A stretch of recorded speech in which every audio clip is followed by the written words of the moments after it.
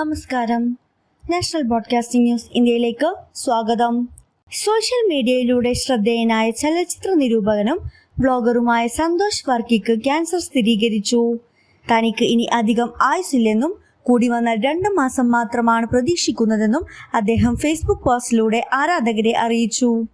തനിക്ക് ബാധിച്ചത് മൾട്ടിപ്പിൾ മെലോമ എന്ന അപൂർവ രക്ത ക്യാൻസർ ആണെന്നും ഇതിന് മരുന്നില്ലെന്നും സന്തോഷ് വർക്കി പോസ്റ്റിൽ പറയുന്നു. എൻ്റെ അച്ഛനും ഈ അസുഖമായിരുന്നു. എനിക്ക് ജീവിക്കണമെന്നൊട്ടും ആഗ്രഹമില്ല. ഇനി കൂടി വന്നാൽ 2 മാസം, അതിനപ്പുറം ഞാൻ ജീവിക്കില്ല എന്നായിരുന്നു അദ്ദേഹത്തിന്റെ ഫേസ്ബുക്ക് കുറിപ്പ്. പോസ്റ്റിന് പിന്നാലെ സോഷ്യൽ മീഡിയയിൽ നിരവധി പേരാണ് ആശങ്ക രേഖപ്പെടുത്തിയും അദ്ദേഹത്തിന് സൗഖ്യം ആശംസിച്ചും എത്തുന്നത്. അതേസമയം ചിലർ ഇപ്പോഴും ഈ വെളിപ്പെടുത്തലിനോട് സംശയം പ്രകടിപ്പിക്കുന്നുമുണ്ട്.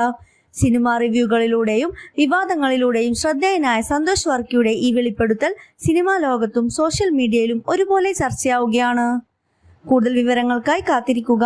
National broadcasting news India. നന്ദി.